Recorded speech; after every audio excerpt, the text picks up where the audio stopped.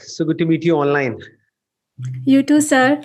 First of all, I want to thank you very much for all your sessions because after watching all those sessions, it has changed the perspective of looking at life. मैं देख रहा हूँ आपके पीछे कुछ musical instruments पड़े हुए हैं. So you are into music और लाइक सिंगिंग और व्हाट लाइक? यस सर, मैं प्रोफेशनल सिंगर हूँ और म्यूज़िक टीचर हूँ. मेरा यहाँ म्यूज़िक स्कूल है, कहाँ पे एग्जैक्टली यूएस में कहाँ पर है? Seattle Washington. जो भी आपके क्वेश्चंस हैं बताइए. I see that feeling comes, emotion comes because of the situations, and I do acknowledge them. पर जब एक्नॉलेज करने के बाद when I am caught up in that cycle, एक अंदर से as you said in your videos कि sit with yourself and उसको फील करो जितना कर सकते हो. पर सर मेरे में पेशेंस ही नहीं है सर. व्हेन आई एम लाइक एक हद तक like one day I am doing it, but why is that urge to feel good immediately. ध्यान से समझिए, आपने कहा कि ये जो फीलिंग्स हमारे अंदर उठती हैं that is related to the situations. जो भी सिचुएशंस हमारी लाइफ में इमर्ज होती हैं, इसका कनेक्शन सिचुएशन से नहीं है या पास में जो भी कुछ आपके साथ में हुआ है उससे नहीं है. इसका कनेक्शन है आप पास्ट को या प्रेजेंट को या फ्यूचर को कैसे इंटरप्रेट कर रहे हैं. अगर आप अपने पास्ट में जो भी कुछ आपके साथ में हुआ है, जो भी ट्रॉमास हैं या जो भी कुछ बुरा हुआ है आपके साथ में पास्ट में, अगर उसको आप अपने माइंड में उसका मीनिंग चेंज कर देते हो तो आपका प्रेजेंट बदल जाएगा. बट अगर उसको कभी एड्रेस ही नहीं करते हो, पास्ट में कुछ ना कुछ तो बुरा हुआ होगा आपके साथ में लाइफ में. ऐसा कोई नहीं है जिसके साथ में कुछ बुरा ना हुआ हो लाइफ में, राइट? तो पास्ट में जो भी कुछ हुआ है वो सब हमारे अंदर कहीं ना कहीं दबा हुआ है. उसी तरह से हम प्रेजेंट को इंटरप्रेट करते हैं और उसी के बेस पे अपने फ्यूचर को देखते हैं. तो सबसे पहला स्टेप क्या है कि पास्ट को पूरी तरह से अपने माइंड में सॉर्ट आउट कर लो. जैसे जो स्ट्रेस होता है, एंजाइटी होती है या किसी भी तरह की टेंशन होती है हमारे माइंड के लेवल पे, उसकी जो जड़ होती है ना वो होता है कि हमारे आसपास में सब कुछ डिसऑर्गेनाइज्ड होता है. तो इसके दो स्टेप्स हो गए. एक कि अपना जो फिजिकल एनवायरनमेंट है जहां पर भी आप रह रहे हो, अपने घर को, अपना जो सामान रखा हुआ है, हर एक चीज को ऑर्गेनाइज कर दो. That is one. दूसरा इसका जो एस्पेक्ट है वो है कि जिस तरह से बाहर आपने सब कुछ ऑर्गेनाइज कर दिया है उसकी वजह से आप एक रिलेटिवली अंदर से पीसफुल फील करते हो.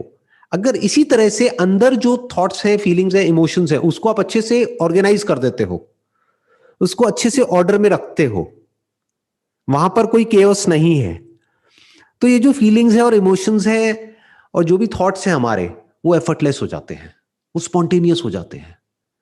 वो बिल्कुल एक वेव की तरह होते हैं, आते हैं और चले जाते हैं, रुकते नहीं हैं.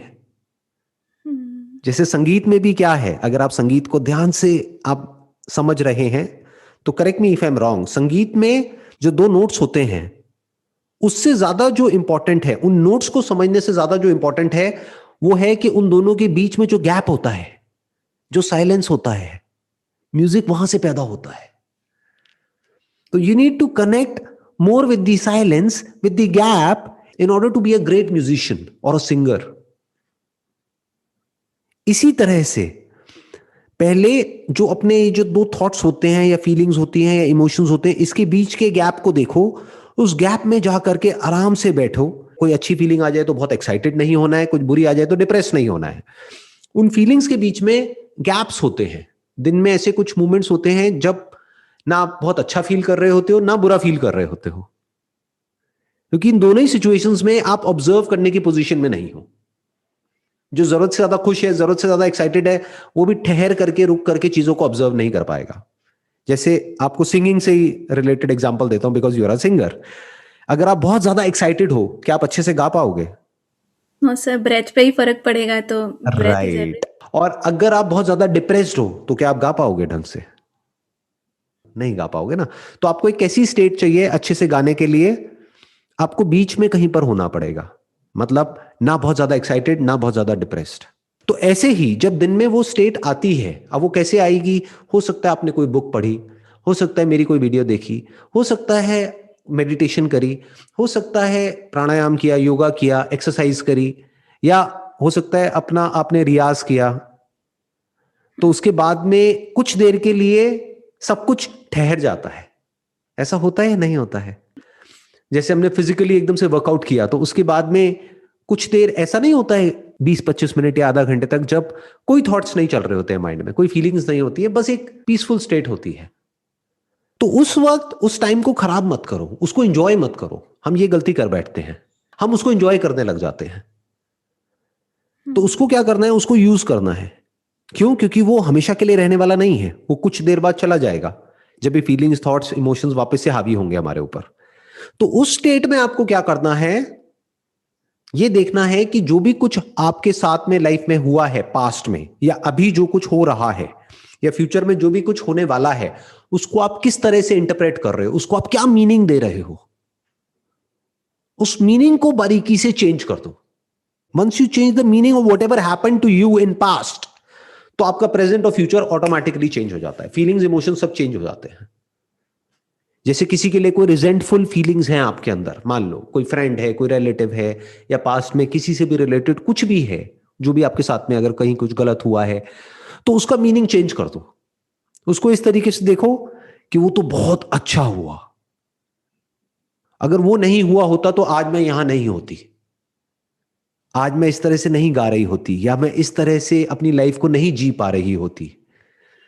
तो वो एक खराब एक्सपीरियंस नहीं था, वो अच्छा था। इनफैक्ट मेरी लाइफ में जो भी कुछ हुआ है पास्ट में, वो सब जरूरी है। अगर मुझे दोबारा से मौका मिले अपनी लाइफ को दोबारा जीने का, तो मैं बिल्कुल ऐसे ही जीऊंगी जैसे मैंने जी है अपनी लाइफ। अब आप पास्ट से फ्री हो जाते हो, अब रह जाता है प्रेजेंट और फ्यूचर। अब उसको क्या मीनिंग देना है वो भी आपके ऊपर है। देखना, ध्यान से समझना, आई एम नॉट श्योर इसको आप कैसे समझेंगे। दो एंगल होते हैं अपने पास्ट को देखने के। एक कि मेरा पास्ट फिक्स्ड है, यानी अब वो बदला नहीं जा सकता है, वो हो चुका है।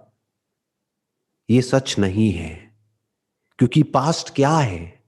पास्ट आपके माइंड में है, एक्चुअल में कहां है? तो माइंड में क्या है? जो भी पास्ट से रिलेटेड मेमोरी है, वो मेमोरी क्या है? आपका जो भी कुछ हुआ उसको देखने का सिर्फ एक नजरिया है।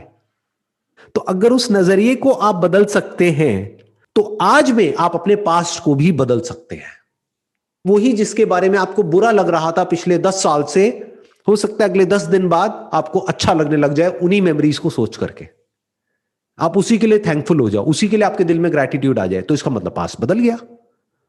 तो इंसान सिर्फ अपने फ्यूचर को नहीं बदल सकता है। इंसान की पावर सिर्फ इतनी नहीं है कि अपने फ्यूचर को और अपने प्रेजेंट को बदल पाए, बल्कि वो अपने पास्ट को भी बदल सकता है।